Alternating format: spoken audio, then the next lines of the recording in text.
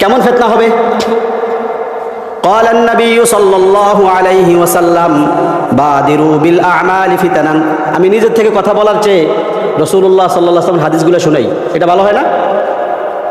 بادروا بالاعمال فتنا كقطع الليل المظلم يصبح الرجل مؤمنا ويمسي كافرا او يمسي مؤمنا ويصبح كافرا يبيع الرجل دينه بعرض من الدنيا قليل। রাসূলুল্লাহ সাল্লাল্লাহু আলাইহি ওয়াসাল্লাম বলেন, ও আমার সাহাবারা, তোমরা ফিতনার জমানা আসার আগে আগে নিজের ঈমান আমল মজবুত করে নাও, নিজেকে পাক্কা ঈমানদার হিসেবে গড়ে নাও। কেমন ফিতনা আসবে? অন্ধকার রাতের ন্যায় ফিতনা।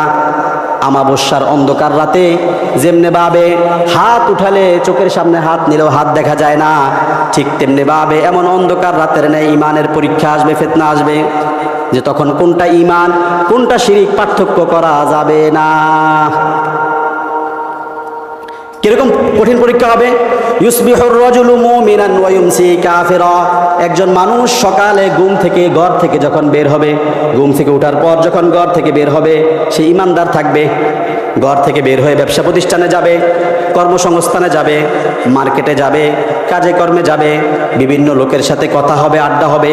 এই ফাঁকে তার মধ্যে এমন কোনো বিশ্বাস ঢুকে যাবে, সন্ধ্যায় যখন সে ঘরে ফিরবে সে তখন কাফের হয়ে যাবে।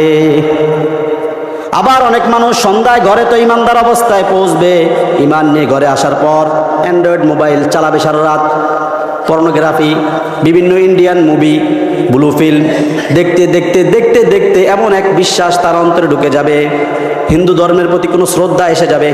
কারণ ইন্ডিয়ান মুভিগুলোতে শেখানো হয় মূর্তিকে কিভাবে সম্মান করতে হয়। তারা বিভিন্ন প্রেম প্রীতি এবং বিভিন্ন অ্যাক্টিনের আড়ালে হিন্দু ধর্মকে, মূর্তিকে, মুসলমানদের মূর্তিকে সুন্দর হিসাবে উপস্থাপন করা হয়। এই ফাঁকে মুভি দেখতে দেখতে দেখতে দেখতে এমন করে বিশ্বাস এসে যাবে যে রাতের বেলা ঘুমিয়ে সকালে যখন সে ঘুম থেকে উঠবে তখন সে বেঈমান হয়ে যাবে। এটা কার কথা? রাসূলুল্লাহ সাল্লাল্লাহু আলাইহি ওয়াসাল্লাম বলে গেছেন। রাসূলুল্লাহ সাল্লাল্লাহু আলাইহি ওয়াসাল্লাম যা বলে গেছেন সব কিছু ঘটতেছে। এমন অবস্থা হচ্ছে কি হচ্ছে না? এখন বলবেন, তাহলে তো আলেম ওলামা যারা আছে তারা তো আমাদেরকে সঠিক দিক নির্দেশনা দিবে।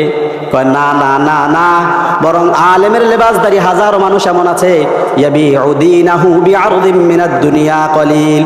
দুনিয়ার সামান্য টাকার বিনিময়ে, দুনিয়ার সামান্য ক্ষমতার জন্য, দুনিয়ার সামান্য পদের জন্য তারা ইসলামের সঠিক জ্ঞান থাকা সত্ত্বেও মানুষের সামনে বর্ণনা করবে না, বরং মানুষদেরকে ভুলভাল বুঝাবে। ইয়াবিউ দীনাহু বিআরদিম মিনাদ দুনিয়া কলিল। আলেমের লেবাসদারি যারা আছে তারা যদি সঠিক পথে থাকতো তাহলে আর এত ফিতনা আমাদের মাঝে থাকতো না, ঠিক না ঠিক? সমস্যা, সমস্ত ফিতনাগুলো তো আলেমদের থেকে বের হয়।